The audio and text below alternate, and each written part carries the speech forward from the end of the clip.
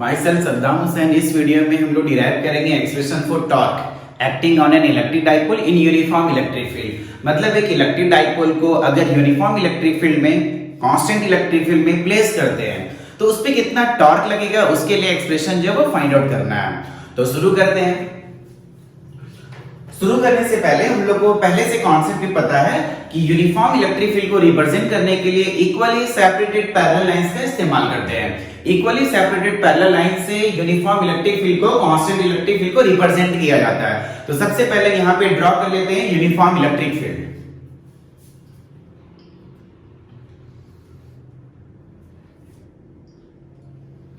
ये uniform electric field जो वो ड्रॉ कर रहे हैं इक्वली सेपरेटेड पैरेलल लाइन से।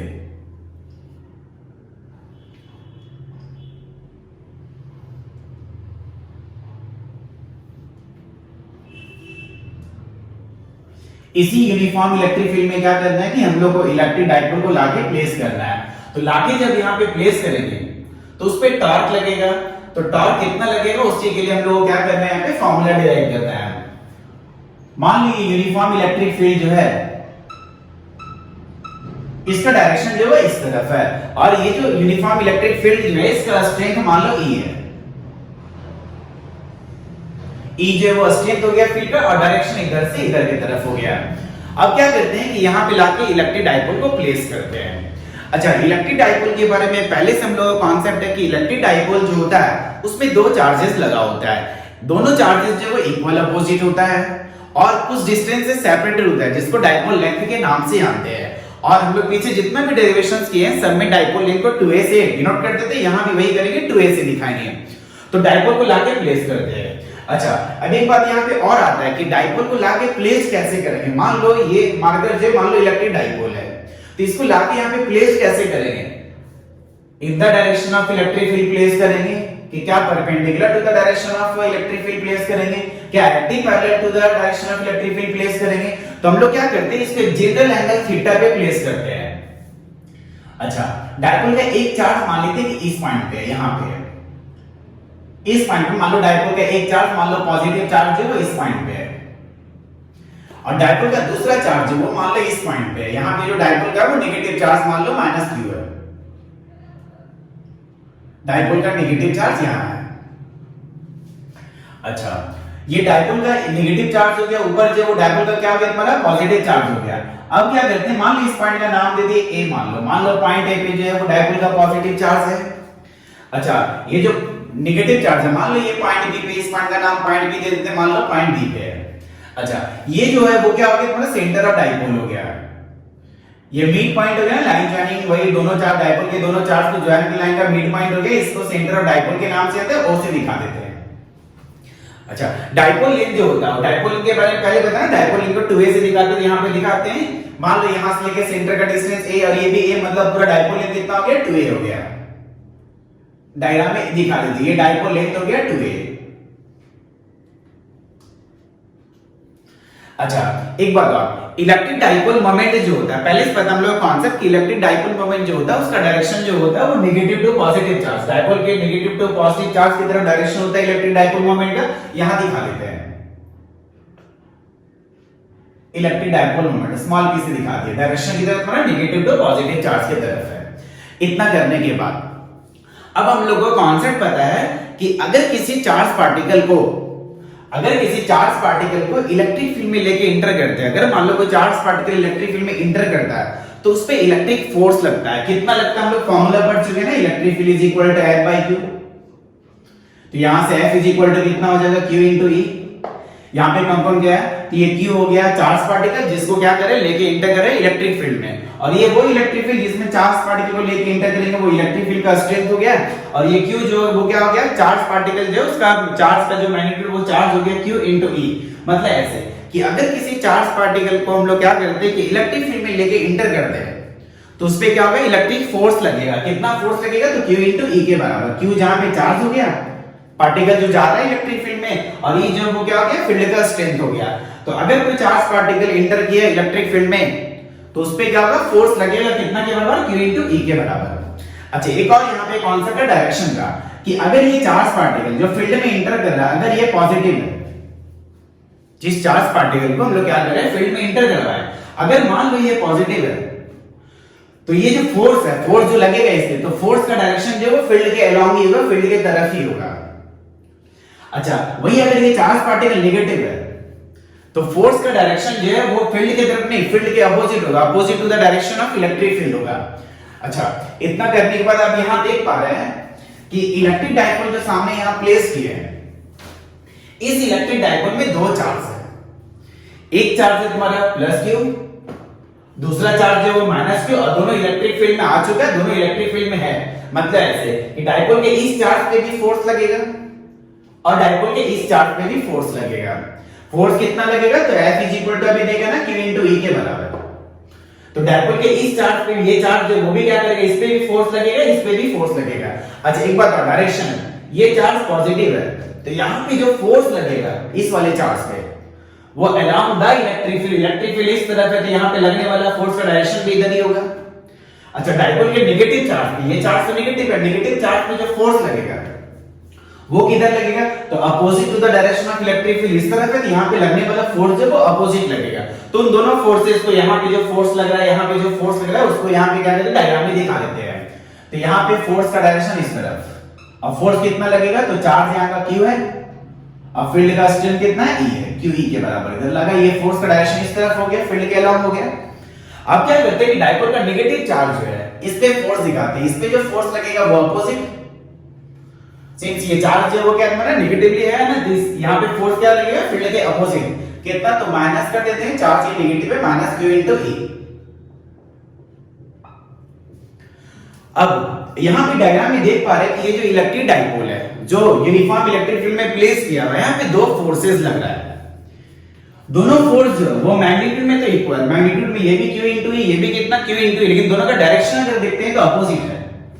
एक हमारा अलोंग द फील्ड लग रहा है, एक अपोजिट टू द फील्ड लग रहा है। तो अगर हम लोग नेट फोर्स का बात करते हैं, अगर नेट फोर्स यहां से निकालते हैं कि नेट फोर्स कितना होगा, तो दोनों फोर्स, दो ही फोर्स है, दोनों इक्वल अपोजिट है, तो कट के कितना हो जाएगा, जीरो। ये वाला फोर्स कितना, Q इनटू E है। अच्छा, ये वाला फोर्स कितना, माइनस Q इनटू E, तो कैंसिल हो गया, ये कितना हो गया, जीरो हो गया। मतलब ऐसे कि अगर हम लोग इलेक्ट्रिक डायपोल को यूनिफॉर्म फील्ड में, यूनिफॉर्म इलेक्ट्रिक फील्ड में अगर प्लेस करते हैं, तो उस पे लगने वाला net force is equal to कितना होगा, जीरो होगा। ये एमसीक्यू एक मार्क का क्वेश्चन जो वो बन सकता है कि एक डायपोल है, उसको यूनिफॉर्म फील्ड में अगर प्लेस करते हैं तो लगने वाला नेट फोर्स कितना होगा, तो net force is equal to कितना हो जाएगा, जीरो हो जाएगा। अच्छा, यही एक बात और सीखते हैं, अगर मान लो ये फील्ड यूनिफॉर्म नहीं होता, यहां का फील्ड अगर मान लो यहां पे फील्ड E है, यहां पे फील्ड E है, अगर मान लो फील्ड यूनिफॉर्म नहीं होता, अगर नॉन यूनिफॉर्म फील्ड होता, यहां का फील्ड मान लो E1, यहां का फील्ड मान लो E2 कुछ और है, तो ये कैंसिल होके जीरो नहीं, कुछ ना कुछ फाइनाइट वैल्यू आता। तो यहां से एक बात नोट करेंगे कि अगर फील्ड यूनिफॉर्म है और डायपोल उसमें रखा हुआ है, तो net force is equal to zero. वही अगर नॉन यूनिफॉर्म इलेक्ट्रिक फील्ड में डायपोल रखा हुआ है, तो नेट फोर्स जो वो जीरो नहीं, कुछ ना कुछ फाइनाइट वैल्यू होगा, क्योंकि यहाँ का फील्ड सेम नहीं है, E1 है E2 है, मतलब कि net force is equal to zero नहीं होगा। अच्छा, एक बात और, यहाँ पे देख रहे हैं ठीक है कि net force is equal to जो वो जीरो, दो इक्वल अपोजिट फोर्सेस डायपोल पे लग रहा है, net force is equal to zero हो गया। अच्छा, लेकिन ये दोनों जो फोर्स है, ये दोनों फोर्स अगर इनका देखते हैं लाइन ऑफ एक्शन, तो इनका लाइन ऑफ एक्शन अलग है। ये देखो, ये इस लाइन के अबाउट लग रहा है, यहां लग रहा है, और ये फोर्स जो वो इस लाइन के अबाउट लग रहा है, यहां लग, नीचे लग, दोनों का मतलब लाइन ऑफ एक्शन जो वो क्या है हमारा डिफरेंट है। 11th में हम लोग सीख के रखे थे कि अगर किसी बॉडी पे दो इक्वल अपोजिट फोर्सेस लगता है और उनका लाइन ऑफ एक्शन सेम नहीं है, अगर ऐसे होता है कि एक फोर्स इधर लग रहा है, एक फोर्स इधर लग रहा है, इधर मान लो गया, एक फोर्स इधर, एक फोर्स इधर, दोनों इक्वल अपोजिट, दोनों का लाइन ऑफ एक्शन अगर सेम रहता तब तो ठीक है, नेट फोर्स जीरो हो जाता। अच्छा, यहां पे देख रहे हैं कि दोनों फोर्स जो है वो इक्वल अपोजिट तो है, लेकिन दोनों का लाइन ऑफ एक्शन जो वो क्या है, पर लाइन ऑफ एक्शन जो है वो डिफरेंट है। इसका लाइन ऑफ एक्शन यहां, इसका लाइन ऑफ एक्शन यहां। अब इस केस में क्या होगा वो देखते हैं। मान लो यही इलेक्ट्रिक डायपोल है, एक फोर्स इधर खींच रहा है, दूसरा फोर्स जो इधर खींच रहा है, तो ये क्या होगा, ऐसे ये फोर्स इधर खींच रहा है, ये फोर्स इधर खींच रहा है, मतलब नेट फोर्स तो इक्वल अपोजिट जीरो हो गया का मतलब ऐसे ये ट्रांसलेशनल इक्विलिब्रियम, ये ट्रांसलेट नहीं करेगा, ये आगे स्ट्रेट लाइन में मूव नहीं करेगा। ये क्या करेगा, एक फोर्स जब इधर लगेगा, एक फोर्स इधर, इक्वल अपोजिट फोर्सेस लगेगा, तो ये क्या करेगा, रोटेट कर जाएगा, घूम जाएगा। अच्छा, घूमेगा कैसे, ये डायपोल ऐसे घूमेगा क्लॉकवाइज, ये डाइपोल जो क्या होगा, एक फोर्स इधर खींचेंगे, एक फोर्स इधर, दोनों इक्वल अपोजिट, ये क्या करेगा, रोटेट कर जाएगा क्लॉकवाइज, जो घूम जाएगा। डायग्राम में जो बना हुआ है हमारा, इसमें क्या हो रहा है, डाइपोल जो रोटेट करेगा वो क्लॉकवाइज डायरेक्शन में क्या करेगा, रोटेट करेगा, मतलब ऐसे। अगर 11th याद होगा तो यहाँ पे जो डाइपोल है, इलेक्ट्रिक डाइपोल, वहां पे नेट फोर्स, यहाँ पे net force is equal to 0 लग रहा है, तो मतलब ये ट्रांसलेशनल इक्विलिब्रियम में है, मतलब ये ट्रांसलेट नहीं करेगा, मूव नहीं करेगा, बट ये रोटेट करेगा, मतलब ये रोटेशनल इक्विलिब्रियम में नहीं, ट्रांसलेशनल इक्विलिब्रियम में है, लेकिन रोटेशनल इक्विलिब्रियम में नहीं। वो पार्शियल इक्विलिब्रियम का कांसेप्ट सीखे थे, वही का कांसेप्ट यहाँ यूज हो रहा है कि नेट फोर्स 0 तो ट्रांसलेट नहीं करेगा, ये मूव नहीं करेगा, मूव नहीं आगे किसी स्ट्रेट लाइन में मूव नहीं करेगा। अच्छा, दोनों फोर्सेज जो है इनका लाइन ऑफ एक्शन डिफरेंट है, तो क्या करेगा, ये डाइपोल को जो है वो फील्ड में क्या करेगा, रोटेट करवा देगा। ये डायग्राम जो बना है उस हिसाब से क्लॉकवाइज जो वो क्या करेगा, ये क्लॉकवाइज डायरेक्शन में क्या करेगा, रोटेट करेगा। ये ओ क्या अबाउट, ये जो इसका सेंटर ऑफ मास है ना, वो जो है इसके अबाउट क्या करेगा, ये रोटेट करेगा। तो यहाँ पे ये डाइपोल जो है वो रोटेट कर रहा है, मतलब ये रोटेशन मोशन में है, ट्रांसलेशनल मोशन में नहीं, रोटेशनल मोशन में। अच्छा एक बताओ, ये दोनों इक्वल अपोजिट फोर्सेज जिनका लाइन ऑफ एक्शन डिफरेंट है, ये डाइपोल को रोटेट करवा रहा है, मतलब यहाँ कपल फॉर्म हो रहा है, यहाँ टॉर्क प्रोड्यूस होगा। तो यहाँ टॉर्क जो है प्रोड्यूस होगा, टॉर्क जो है वो डाइपोल पे लगेगा। उसी टॉर्क के लिए हम लोगों को क्या करना है, फार्मूला डिराइव करना है। अब टॉर्क के लिए लेवल में फार्मूला सीखे थे कि टॉर्क निकालेंगे कैसे, ऐसे। ये जो डाइपोल पे दोनों फोर्स लग रहा है, दोनों में से किसी एक फोर्स का मैग्नीट्यूड ले लेंगे। मैग्नीट्यूड तो यहाँ का भी क्यू, यहाँ का भी कितना हो गया, क्यू हो गया, सिर्फ डायरेक्शन अलग है।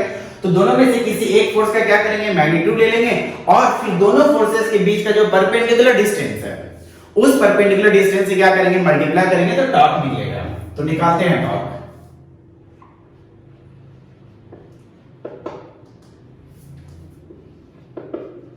आइदर फोर्स से मैग्नीट्यूड ऑफ आइदर फोर्स, दोनों में से किसी एक फोर्स का क्या करेंगे, मैग्नीट्यूड ले लेंगे। Magnitude of either force into perpendicular distance between two forces, दोनों फोर्स के बीच का जो परपेंडिकुलर डिस्टेंस होगा उससे मल्टीप्लाई करेंगे।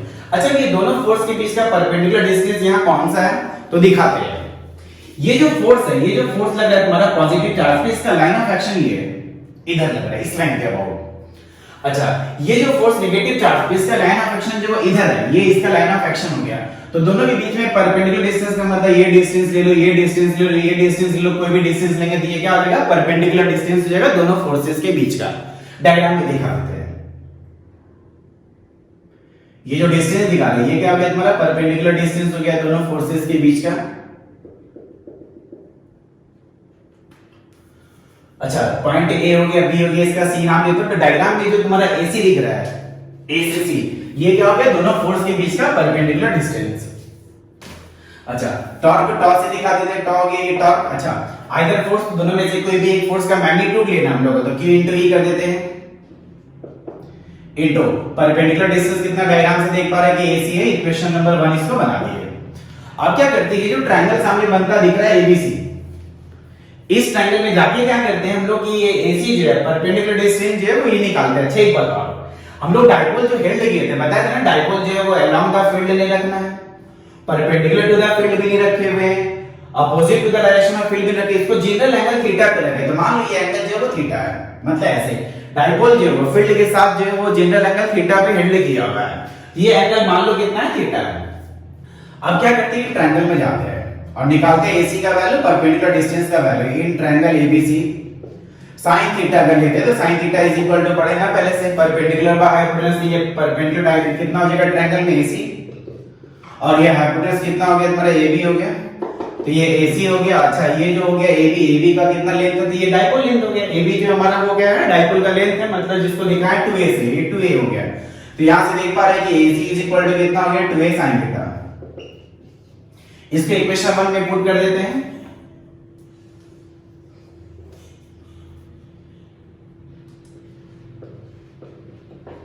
Quoted in equation 1।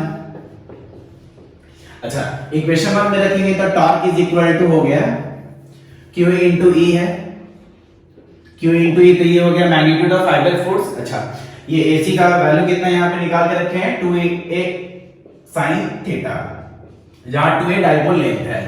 अच्छा, थोड़ा और आगे करते हैं, ये Q और ये जो डाइपोल लेंथ है 2A, दोनों को एक जगह कर लेते हैं, बगल में क्या है हमारा E और कितना sin थीटा।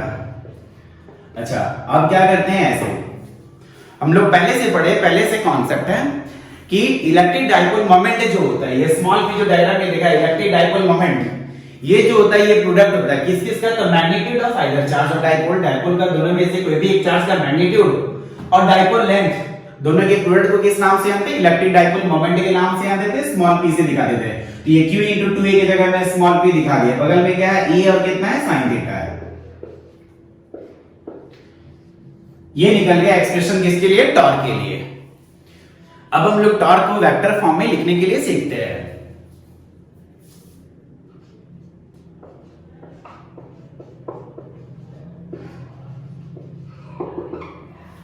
अच्छा 11 में हम लोग को पता है, 11 में हम लोग पढ़े थे कि वेक्टर जो उसका एक डॉट प्रोडक्ट सीखे थे, क्रॉस प्रोडक्ट सीखे थे।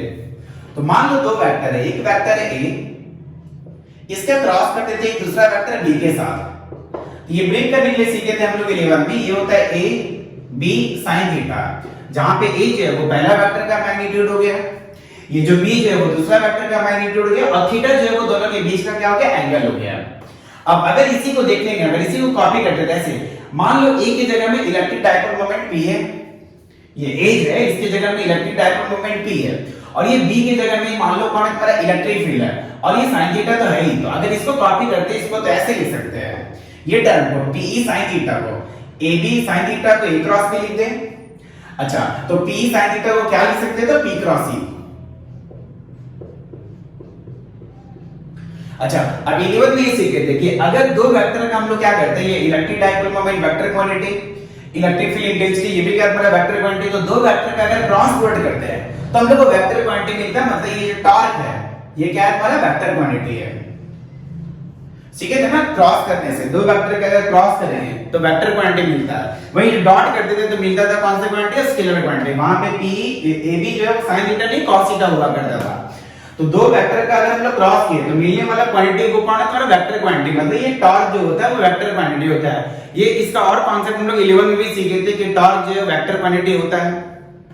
अच्छा एक बात और, यहाँ पे एक बात और हम लोग ये सीख सकते हैं कि a जो है p को जो है वो a एज्यूम कर लिए, मान लिए इलेक्ट्रिक फील्ड को b मान लिए और लगा दिए p क्रॉस e। अच्छा अगर उल्टा करते हैं तो मान लो a जो है वो e को मानते हैं, इलेक्ट्रिक फील्ड को अगर इलेक्ट्रिक फील्ड इंटेंसिटी को अगर a के जगह में एज्यूम करते हैं और ये इलेक्ट्रिक डाइपोल मोमेंट को b के जगह में, तब तो यहां पे हो जाएगा e क्रॉस p। तो कौन सा सही है, ये सही है कि ये सही है, मतलब p क्रॉस e लिखाएगा कि e क्रॉस p लिखाएगा। एक बात और, अगर हम लोग पढ़े, हम लोग ये क्रॉस प्रोडक्ट वहां सीखे थे ऐसे कि p क्रॉस e और e क्रॉस p दोनों बराबर नहीं है, दोनों का डायरेक्शन जो होता है वो अपोजिट होता है। p cross e is equal to negative of e cross p होता है। तो हम लोग को यहाँ पे ये वाला लिखना है, ये वाला लिखना है, यहाँ पे ठीक है p क्रॉस e कर दिए, e क्रॉस p क्यों नहीं किया, तो यहां से सीखते हैं डायग्राम से। सबसे पहले इस डायग्राम में देखो, इलेक्ट्रिक डाइपोल मोमेंट इस तरफ है, ये इलेक्ट्रिक डाइपोल मोमेंट जो है वो इस तरफ है, ये p का डायरेक्शन हो गया। अच्छा और इलेक्ट्रिक फील्ड इंटेंसिटी जो है, इलेक्ट्रिक फील्ड इंटेंसिटी वो इस तरफ है, ये इलेक्ट्रिक फील्ड इंटेंसिटी का डायरेक्शन हो गया। अब देखते हैं यहाँ पे p क्रॉस e करना है हम लोग को कि ये e क्रॉस p करना है, कौन सा सही होगा। एक बात और, ये जो सामने जो डायग्राम बना है इसमें डाइपोल जो रोटेट करेगा वो क्लॉकवाइज, यहाँ पे रोटेशन जो हो रहा है वो क्लॉकवाइज हो रहा है, ऐसे हो रहा है। तो हम लोग एक काम करते हैं, यहां चलते हैं, ऐसे करते हैं। अगर हम लोग क्या करते हैं कि p क्रॉस e करते हैं, तो p क्रॉस e करने का मतलब हम लोग मूव कर रहे हैं क्लॉकवाइज, जो इस डायग्राम में हो रहा है, जो सही है, मतलब ऐसे कि अगर p क्रॉस e किए मतलब डायरेक्शन जो है वो सही है, वो क्लॉकवाइज है, मतलब एक्सप्रेशन ये वाला होगा। अच्छा अगर हम लोग e क्रॉस p करते हैं, e क्रॉस p करने का मतलब हो गया एंटी क्लॉकवाइज है, जो डायग्राम में तो हो नहीं रहा, डायग्राम में तो क्लॉकवाइज हो रहा है, मतलब e क्रॉस p कर दिए तो गलत होगा। मतलब ऐसे हम लोग यहाँ पे जो डायरेक्शन दिखाएंगे, डायरेक्शन जो दिख रहा है वो क्लॉकवाइज है, क्लॉकवाइज कब आएगा जब क्या करेंगे p क्रॉस e करेंगे। तो ध्यान देना है, torque is equal to e cross p नहीं करता है, p क्रॉस e, हमेशा p क्रॉस e जो है वो करना है। ये तो हो गया वेक्टर फॉर्म में टॉर्क। अब हम लोग यहाँ पे स्पेशल केसेस जो है वो एक ही करके करेंगे। तो पहला स्पेशल केस ये है कि ये यूनिफॉर्म इलेक्ट्रिक फील्ड है, इसमें क्या करते हैं कि डाइपोल को लाके प्लेस करते हैं इन the direction of electric field. Electric field के डायरेक्शन में क्या करते हैं कि डाइपोल को लाके प्लेस कर दिए। मान लो ये इलेक्ट्रिक डाइपोल है, डाइपोल का ये मान लो नेगेटिव चार्ज है, -q चार्ज है, और डाइपोल का ये मान लो कौन है, पॉजिटिव चार्ज है। अच्छा p का डायरेक्शन जो इलेक्ट्रिक डाइपोल मोमेंट का जो होगा वो इस तरफ होगा। तो अगर ऐसे अगर डायपोल को क्या करते हैं कि इलेक्ट्रिक फील्ड इंटेंसिटी की तरफ इलेक्ट्रिक फील्ड के डायरेक्शन में अगर प्लेस करते हैं, तो यहाँ पे देख पा रहे हैं ऐसे इलेक्ट्रिक फील्ड इस तरफ है और ये इलेक्ट्रिक डायपोल मोमेंट जो है इसका डायरेक्शन इसी तरफ है, का मतलब यहाँ पे थीटा इज इक्वल टू जो होगा इक्वल टू कितना 0 डिग्री। अब अगर थीटा इक्वल टू 0 डिग्री है तो टॉर्क कितना हो जाएगा, टॉर्क का फार्मूला पड़े ना P into E into sin theta के जगह हम 0 डिग्री बिठाते हैं, sin 0 डिग्री इक्वल टू 0 मतलब टॉर्क कितना हो गया 0 हो गया। मतलब ऐसे कि अगर डायपोल जो है वो क्या है मतलब ऐसे इन the direction of electric field अगर प्लेस किया हुआ है तो टॉर्क इक्वल टू कितना हो गया 0 हो गया। अच्छा एक बताओ, या इस केस में जब dipole in the direction of field place किया हुआ है टॉर्क इक्वल टू 0 है, इसके एक और नाम से हम कैसे कहते हैं कि डायपोल जो है वो अभी स्टेबल इक्विलिब्रियम के पोजीशन में प्लेस किया हुआ है। डायपोल इज इन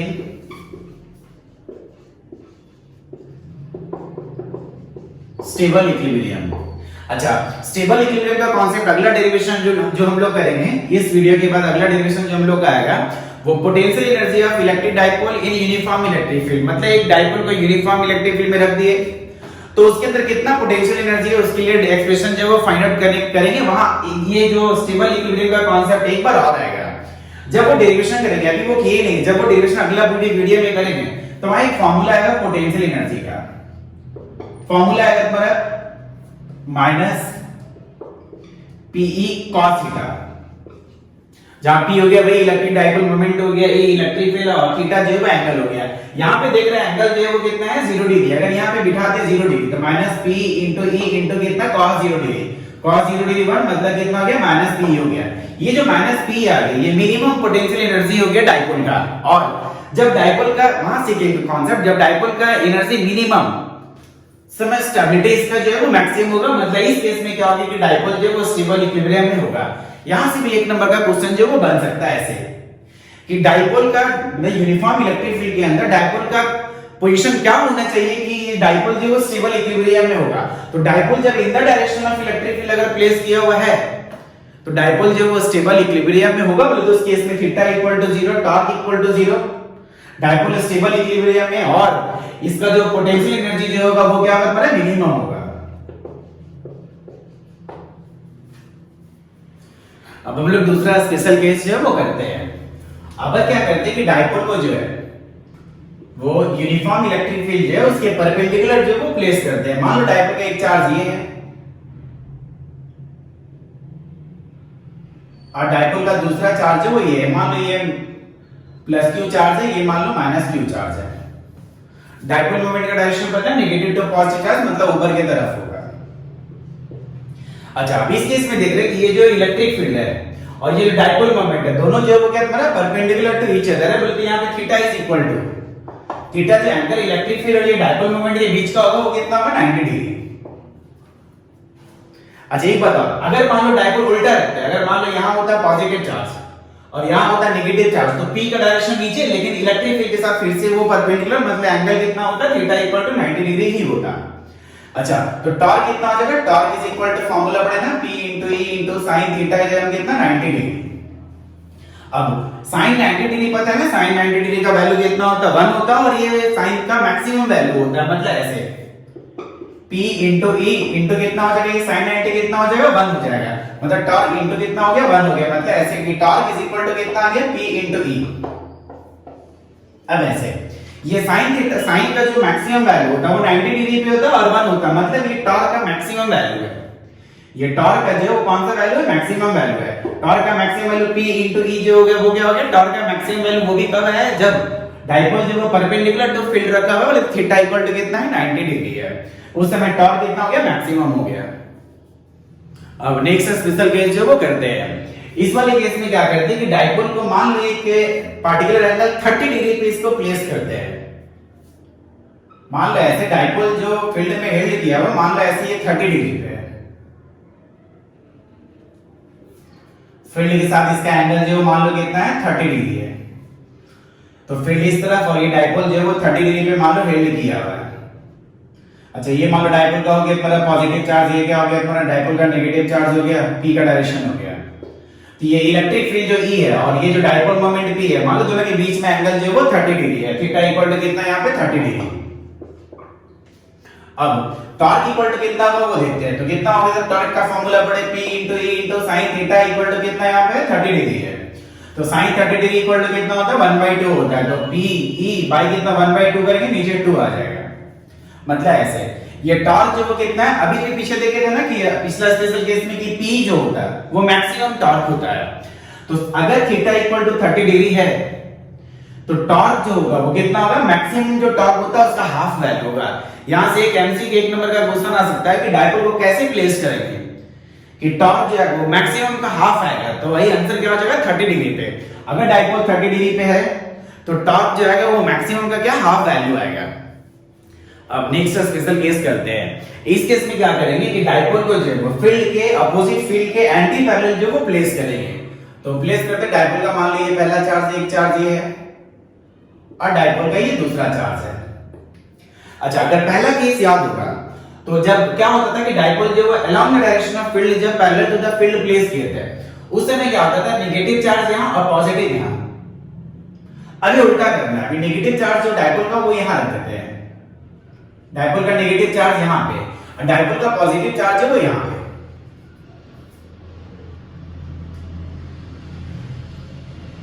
ये डायपोल का नेगेटिव चार्ज हो गया। अच्छा, ये डायपोल का क्या हो गया, पॉजिटिव चार्ज हो गया। अब इलेक्ट्रिक डायपोल मोमेंट का डायरेक्शन पता है ना, नेगेटिव टू पॉजिटिव चार्ज होता है, मतलब इस तरफ होगा। याद होगा अगर पहला स्पेशल केस उसमें क्या था कि उल्टा रखा हुआ था, नेगेटिव चार्ज यहां था पॉजिटिव यहां, और ऐसे उसका नाम दिए थे कि डायपोल जो इन the direction of field place किया था। उस समय P इधर आ रहा था, P का डायरेक्शन इधर, इलेक्ट्रिक फील्ड का भी इधर, थीटा इक्वल टू था 0 डिग्री, टॉर्क हो गया था 0। अच्छा, यहां पे क्या हो रहा है कि इलेक्ट्रिक फील्ड अभी डायपोल को anti parallel to the field place किया, उस समय क्या हो रहा है कि E इधर इलेक्ट्रिक फील्ड का डायरेक्शन इस तरफ है और डायपोल मोमेंट का डायरेक्शन इस तरफ है। मतलब यहां पे थीटा इक्वल टू कितना है 180 डिग्री है। तो टॉर्क इक्वल टू फार्मूला आप लोग पढ़ेगा P * E * कितना sin थीटा। जहां थीटा की जगह कितना सेट कर देंगे 180 degree, sin 180 degree equal to कितना होता है 0 होता है। मतलब इस केस में भी क्या हो गया, टॉर्क इक्वल टू हो गया 0। एक बात और, अगर डायपोल जो है anti parallel to the field place किया हुआ, इसको बोलते हैं कि डायपोल जो अनस्टेबल पोजीशन में, अनस्टेबल इक्विलिब्रियम में है। Dipole is in unstable equilibrium.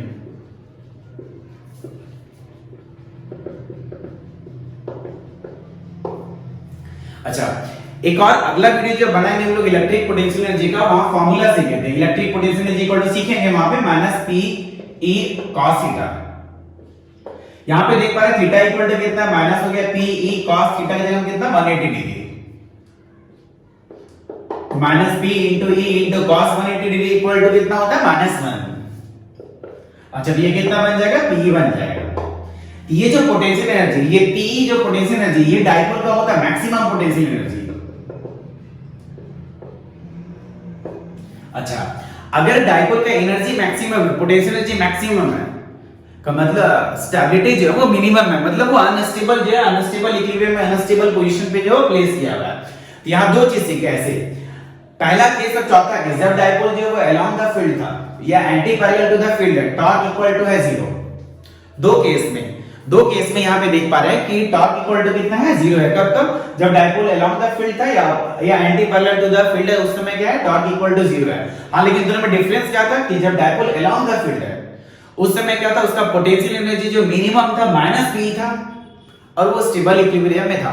इस वाले केस में क्या है कि यहाँ पे जो इसका पोटेंशियल एनर्जी वो मैक्सिमम है, +P है, और ये क्या हमारा अनस्टेबल इक्विलिब्रियम में है।